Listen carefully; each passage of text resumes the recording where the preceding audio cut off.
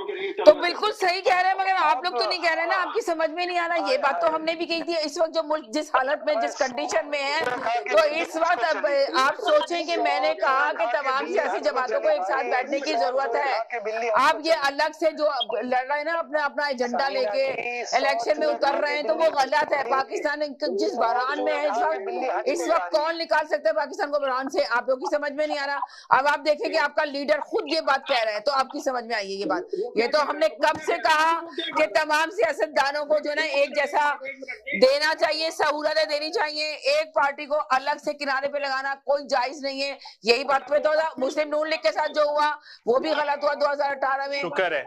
शुक्र है कि ये बात आप लोगों की जुबान पर आ जाएगी। जबान में क्या, हमेशा यही कहा है कि आप क्या बात कर रहे हैं। हमने हमेशा ये कहा है कि ये हकीकत है, शुक्र है चीजें सच है, वो सच को लेकर आए सामने। वो गलत हुआ और जिन्होंने गलत किया आज उनके साथ मकफाते अमल हो रहे हैं। इसका जवाब सुने, इसका जवाब सुने। देखें, ये पार्टी तो हमेशा कहती थी, जरदारी साहब ने उसको कहा था कि हम आपको नहीं कराएंगे, आप खुद गिरेंगे। इमरान खान कहता था मैं इन चोर डाकुओं से बात नहीं करूंगा। ये इमरान की सिर्फ टोटल वो है।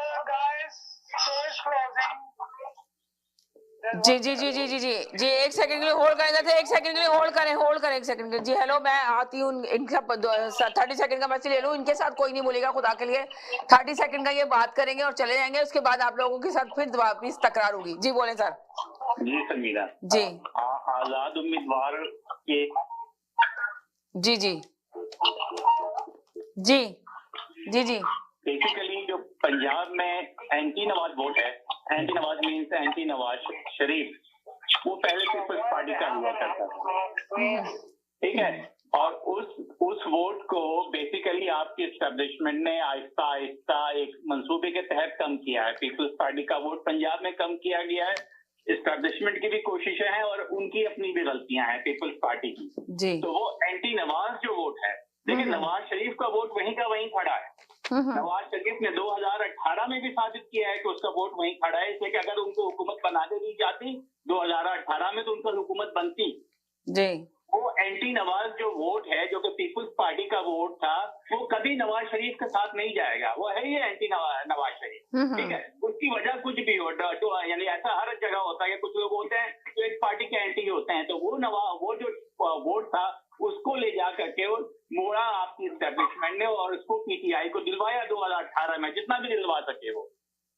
अच्छा, अब मसला ये है कि उन वोटर्स में बहुत सारे वोटर्स ऐसे मौजूद होंगे जो कि अभी भी पीटीआई को वोट देंगे, there is no doubt about it. But एक अच्छी बड़ी तादाद ऐसी होगी, मेरे ख्याल में तकरीबन 20% की तादाद ऐसी होगी जो देखेंगे कि इस हालात में अब पीटीआई तो हुकूमत में आती नहीं है। मतलब ये तो बिल्कुल क्लियर है कि उनके आजाद उम्मीदवार जीत भी जाए तो भी हुकूमत में तो नहीं आने वाले वो। तो इसका मतलब ये है कि अगर उस परसेंटेज से जो कि एंटी नवाज है, अगर 20% भी जो है वो चला जाता है पीपल्स पार्टी में, तो पीपल्स पार्टी पंजाब में दोबारा इस्टेब्लिश हो जाती है।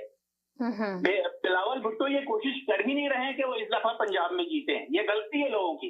बिलावल भुट्टो ये कोशिश कर रहे हैं कि अब से 5 साल बाद, जब 2024 के बाद 5 साल में 2029 में जो इंतखाबात होंगे उसमें वो वजीर आजम बने, वो उसके लिए काम कर रहे हैं। वो इस इंतखाबात के लिए काम नहीं कर रहे हैं। उनको पता है कि इस इंतखाबात में वो पंजाब में नहीं जीत सकते। दुरुस्त बात है, बिल्कुल क्लियर है, इसमें किसी को कोई शायबा नहीं होना चाहिए। मगर वो 20% वोट जो कि अब इतना ये हो गया है कि वो कहता है कि भाई बहुत सारे लोग होंगे ना कि देंगे वोट या घर में बैठ जाएंगे।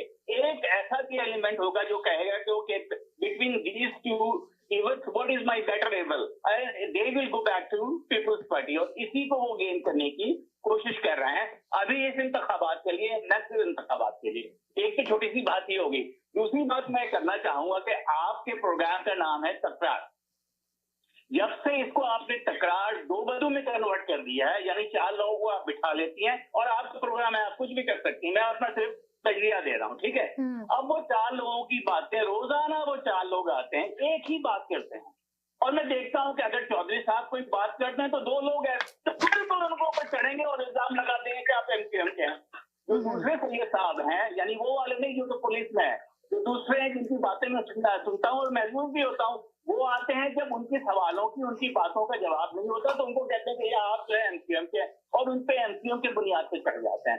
पहले तो आप ये फैसला करें कि ये प्रोग्राम जो है तकरार, ये तकरार 2 बदू है। और इसी वजह से लोग नहीं आते ना। कौन आएगा आपके प्रोग्राम में? 4 आदमी बैठे हैं, एक ही बात रोजाना कर रहे हैं। वो तो फोन करते हुए डरते हुए कि भाई यहाँ हम फोन करेंगे तो ये सब मेरे ऊपर चढ़